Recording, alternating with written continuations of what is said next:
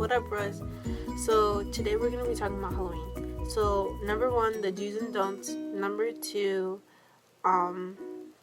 what you can do if you don't go trick or treating and stuff like that. Like activities with your friends if they're gonna hang out with you that day, or if you want them to hang out with you. And number three, basically not really life hacks because they're not that cool, but just little things that you can do on Halloween that could help you, or like different pranks you can play on people. Number one, do's and don'ts. So the first do is always bring a jacket with you. Because it does get cold while you're going trick-or-treating. And I know you're probably going to be like, oh, but my costume's not going to look the same. It's okay. Take pictures when you're going to take pictures with your family and stuff like that. Take it off, or with your friends. You can take off the jacket and then put it back on after. And I say this because it does get cold, so it is a good idea to put on a jacket. And this also goes with it. It's like, don't wear, this is for mainly the girls, don't wear like dresses or anything because it does get cold. Unless you're wearing leggings underneath. I did that one year. I was still a little chilly with the leggings, but you could be okay with it. And I just think it's easier to wear a more comfortable costume. And if you want to, it'd be extra money. I really don't do this, but if you have like a school thing going on and you don't want to wear your silly little costume to your school dance or whatever, or with your, when you go trick-or-treating with your friends, or when you do whatever with your friends, like a costume party for example, you can always buy another costume, or you can make another costume that's more, I guess, presentable to wear there, because sometimes you may be a little embarrassed with your costume, which you shouldn't be because that's what you want to be that day. But you could do that, or you could just wear the same costume over again. Alright, number two, do bring an extra bag when you go trick-or-treating, because your original bag will get filled up. A lot of people do this. You take the trash bags, for example, or you can bring a book bag and just dump like your bag of candy and dump it in the book bag, and like go through it with your parents, or if you're old enough, go through it at home by yourself. And my mom actually bought me, my brother, and my cousins these bags at the dollar store. They weren't that expensive, and they actually have a hole right here in the middle, so instead of me opening my bag like this, I can just hold it like this the whole entire time, and then the candy can just drop in. It is pretty small, but it should work out, and it was only like $1 and some change, so it should be fine. But just empty it out once like it gets full. It will probably get full pretty fast. Number three, do. Okay, so the last one is you should always be prepared, like with flashlights and those types of things, so that if you are with a group of friends, you all know what you guys have in common, like the little glow sticks. You could all wear the same color glow sticks or something like that. Something like just something along those lines. And if you are bringing your dog, like I'm bringing my dog trick-or-treating with me this year, and you could also buy like the leashes with that light up. It is a little costly, but you should be okay. But you could buy those leashes for just so that people know that you have a leash on the dog, and that so they are able to see it. I mean, the street lights are bright, but some streets, like when you're crossing over to another street, it's not bright enough. Okay, so subject number two, I guess. Things you can do with your friends. Okay, so you could have a regular party with your friends, watch scary movies.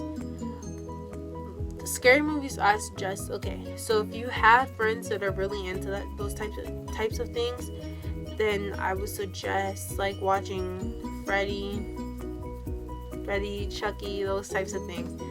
Those things really don't scare me, but if you do have a friend that wants to try, like they're watching something for the first time, or that they get easily scared, then I would just try watching something like Carrie, because the Carrie, not the original Carrie, but the newer one, because it's more of a thriller, and I wasn't scared by it at all. It was just it's a good thing for somebody to watch when they really don't watch scary movies like that at home. So number 2 of things you can do with your friends is you could always go have like, okay, I made an obstacle course in my backyard. My backyard is it's woods and grass and everything. So we made an obstacle course, and it had like scary things in it. After some family members come over and jump scare people, it was really fun. And we actually have a movie screen in my backyard, so we just watch movies out there. You don't have to do this stuff, of course, and of course you're not gonna have one, but you could always try to figure out a way to watch movies outside, or you could even camp out outside. With the camping out thing, you want to make sure you have a lot of blankets and food and things like that, because it will get cold at night. And you could also do like have a plan with your family. Be like, okay, so my friends are coming over tonight and I want to scare them. Can you help me? You can also do stuff like that and be like, so when we're sleeping, or when I tell you we're sleeping, I want you to shake the tent and start making more noise. Like things like that to make the party seem more interesting. But don't scare them too much, because then they might not want to come back to your house. Little tres. Okay. So another thing you can do with your friends is just have them over. Just because I know some people don't go trick-or-treating, but if you do, you can go trick-or-treating with your friends, and you could have a little like movie fest with your friends in your room or anywhere in your house, and you could just watch movies with them and stuff like that. The last topic is going to be things that you can do that will, like hacks that you can do that will help you during Halloween, or if you are having costume troubles and stuff.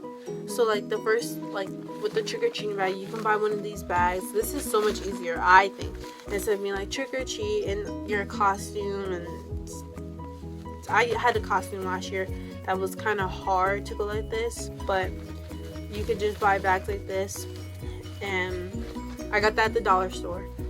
And so number 2 of things you can do is you could also, okay, so for me, when I'm picking out my costumes, it's easier because I actually started last month deciding what I want to be, and then this month I was sure, so that when I went to Party City or wherever you get your costumes, I knew what I wanted. Because your parents hate it, and you hate when your parents get frustrated with you and you're like, oh, Mom, look at Cleopatra, like she's so freaking awesome, but wait, look at that samurai, and your parents are just like, can you just pick one? And sometimes they're a little stressed about the cost. So things that you could do is like just Google like different costume ideas, and I know there's YouTube videos about that too, costume ideas that you could do that would benefit you price wise. You can make some really cool stuff homemade. I've seen a lot of cool ideas. Yeah. So number 3,